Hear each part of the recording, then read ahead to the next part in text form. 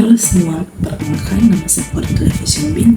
Di sini kita bakal ngobrolin tentang sesuatu yang penting buat negara kita, yaitu tentang kemiskinan dan juga ketimpangan ekonomi. Terutama soal data terbaru dari Badan Pusat Statistik atau BPS yang bilang kalau kemiskinan di Indonesia itu turun. Tapi apa artinya kita sudah selesai dengan masalah ini? Yuk kita bahas. Oke, jadi menurut BPS, per Maret 2025 itu kemiskinan di Indonesia turun menjadi 8,47%. Itu artinya ada sekitar 23,85 juta orang yang masih hidup di bawah garis kemiskinan. Meskipun begitu, ada juga yang lebih spesifik lagi, yaitu kemiskinan ekstrim. Angkanya turun menjadi 0,85%. Artinya, masih ada sekitar 2,38 juta orang yang kondisi ekonominya sangat rentan. Selain itu, data ketimpangan juga menjadi lebih baik. Rasio ini turun menjadi 0,375. Rasio ini berfungsi untuk mengukur seberapa besar ketimpangan pendapatan. Jadi, semakin rendah angkanya, maka semakin merata pula pendapatan masyarakat kita. Nah, penurunan angka ini bisa dibilang menjadi kabar baik untuk Indonesia. Lalu, kenapa angkanya bisa turun? Oke, sekarang kita lihat dulu kenapa angka kemiskinan ini bisa turun.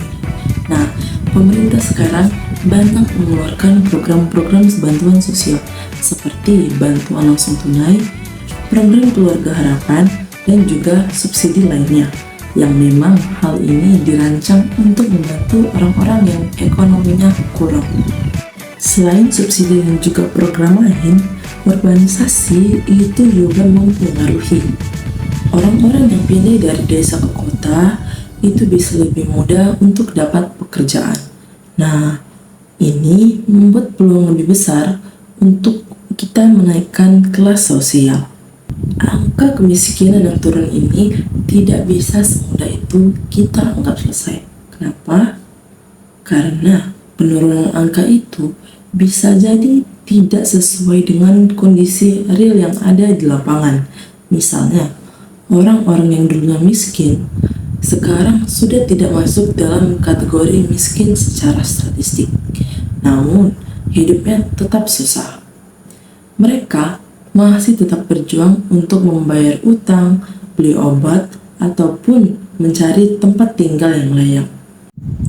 Dalam data ini, tidak dihitung kesenjangan yang lebih dalam, seperti adanya ketimpangan akses pendidikan, kesehatan, dan juga pekerjaan yang layak. Lalu, ketimpangan antar wilayah juga masih tinggi. Di daerah-daerah yang jauh dari kota besar, misalnya, masih banyak orang yang kesulitan untuk mengakses layanan dasar yang sangat mereka butuhkan. Meskipun kemiskinan itu turun, masih banyak yang harus dilakukan. Yang paling penting adalah memastikan bahwa program bantuan sosial itu lebih tepat sasaran.